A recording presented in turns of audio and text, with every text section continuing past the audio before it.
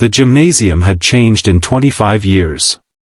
The faded basketball court had been polished into a gleaming dance floor, the old championship banners had been replaced with bright decorations, and the cafeteria tables where we once traded homework and dreams now held elegant centerpieces and framed photographs from our graduation year. Everything looked newer, brighter, more expensive. Everything except the people. Time had touched every face in the room, leaving behind gray hair, wrinkles, and stories no one could see. I stood near the entrance holding a paper cup of coffee that had already gone cold, wondering why I had agreed to attend. I had spent years convincing myself that the past belonged exactly where it was. Yet as I scanned the room searching for familiar faces, my heart began beating with a strange nervousness I couldn't explain. Then the front doors slowly opened, and everything inside me stopped. She walked in wearing black. Not the elegant black someone chooses for fashion, but the quiet black of grief. Her shoulders carried a weight that no suitcase ever could. Her smile was polite but painfully fragile, the kind of smile people wear because they have forgotten how to wear any other. Beside her walked a little girl, perhaps 7 years old, clutching her mother's hand as though the world might disappear if she let go. The child looked around the room with wide curious eyes until they landed on me. She gently released her mother's fingers, walked straight toward me without hesitation, looked up into my face, and whispered words that turned my entire world upside down. "Mommy said you'd come." For a moment, I couldn't breathe. I had not seen Emma Carter since graduation day 25 years earlier. I certainly had never seen that little girl before. And somehow, she already knew who I was. If stories about kindness, second chances, forgiveness, and the quiet miracles that change ordinary lives still touch your heart, please take a moment to like this video, leave a comment telling us where you're watching from, share it with someone who believes in hope, and subscribe to Kindness Speaks so you never miss another unforgettable story. The room continued buzzing with laughter, old classmates embracing each other, and music floating softly through the speakers, but every sound faded into the background. All I could hear was the echo of that little girl's voice. Emma slowly reached us, her eyes filling with emotions too complicated for words. Time had changed her face, yet I recognized her immediately.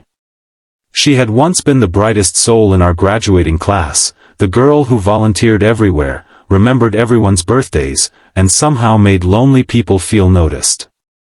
She had been the first person to truly believe in me during the years when I hardly believed in myself. Back then, I had been the quiet boy whose family struggled to survive. My father had left when I was 12. My mother worked 2 jobs just to keep the lights on. While other students talked about college road trips and expensive universities, I worried about whether we would have enough money for groceries. Most people never noticed. Emma always did. She never embarrassed me with pity. Instead, she found gentle ways to help without making me feel small. If I forgot lunch, somehow she had packed too much food. If I looked exhausted, she slipped encouraging notes into my locker.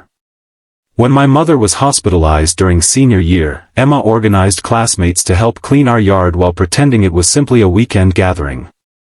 She protected my dignity in ways I didn't appreciate until years later. Everyone assumed we were dating. The truth was far more complicated. I loved her. I simply never found the courage to tell her. Life moved quickly after graduation. I accepted a factory job instead of college because my mother needed me. Emma earned a scholarship to study nursing hundreds of miles away. We promised to stay in touch like so many young people do, believing distance would never matter. At first, letters arrived every few weeks. Then every few months. Eventually they stopped altogether. Years slipped away, bringing careers, responsibilities, and endless routines. I often wondered what became of her but convinced myself she had found happiness somewhere beyond my small world. Now she stood before me again. And she was wearing black. There was a wedding ring still resting on her finger. There was no husband beside her. Only the little girl who somehow expected me. Emma thanked several classmates before quietly asking if we could step outside for a few minutes. I nodded without trusting my voice.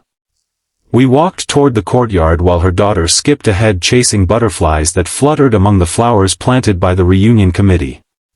The evening air carried the scent of fresh grass mixed with memories neither of us had expected to relive. For several moments neither of us spoke. Sometimes silence says more than conversation ever could. Finally Emma looked toward the sunset instead of at me. She admitted she had almost decided not to come. The reunion invitation had sat unopened for weeks. Every excuse felt reasonable. She was tired. She was grieving. She didn't know if anyone would remember her anymore.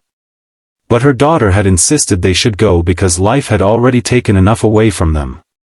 She smiled weakly while saying children often possess more courage than adults. Only then did I quietly ask the question that had been sitting heavily inside my chest.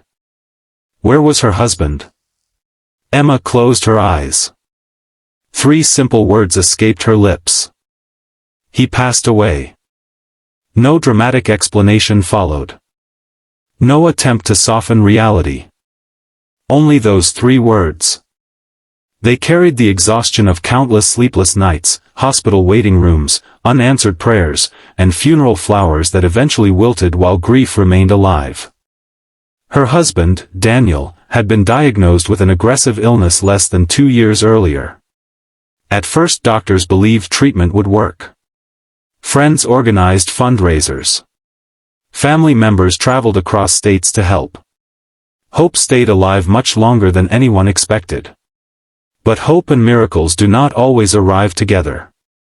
One rainy November morning, Daniel quietly slipped away while holding Emma's hand. Everything changed after that. Medical bills consumed their savings. The family home had to be sold. Emma worked double shifts as a nurse while trying to protect her daughter from seeing how frightened she truly felt. Some days she succeeded. Many days she didn't. I listened without interrupting because there was nothing wise enough to say. Pain that deep does not need solutions. It only needs someone willing to remain present. Her daughter wandered back toward us carrying a tiny yellow flower. She proudly handed it to her mother before looking at me with innocent curiosity. She introduced herself as Lily and explained that her mommy had told many stories about an old friend named Michael who had once believed kindness could change lives. I frowned. I had never believed that. Emma smiled gently. She reminded me of something I had forgotten. During senior year, after helping an elderly janitor clean spilled paint long after everyone else had gone home, I had shrugged and said that maybe the world only became better one small act of kindness at a time. I had forgotten saying those words. Emma never had. She confessed that through every difficult season of her marriage, every exhausting hospital visit, every frightening diagnosis, and every lonely night after becoming a widow, she remembered that simple sentence. One small act of kindness. One day at a time. Somehow those forgotten words had helped carry her through years I never even knew existed. Hearing that shattered something inside me. We often underestimate the impact our smallest moments have on another person's life. A sentence spoken casually. A helping hand offered without expectation. A few minutes of compassion.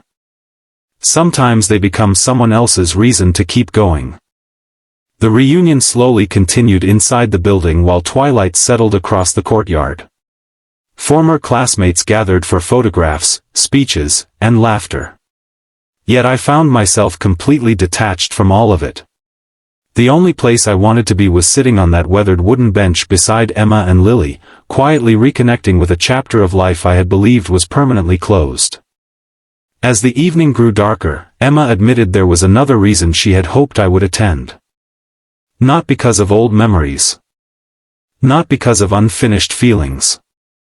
Because months earlier, while sorting through a box of letters from college, she had discovered something that had never reached her. A letter. Written by me. Addressed to her. Stamped. Never delivered.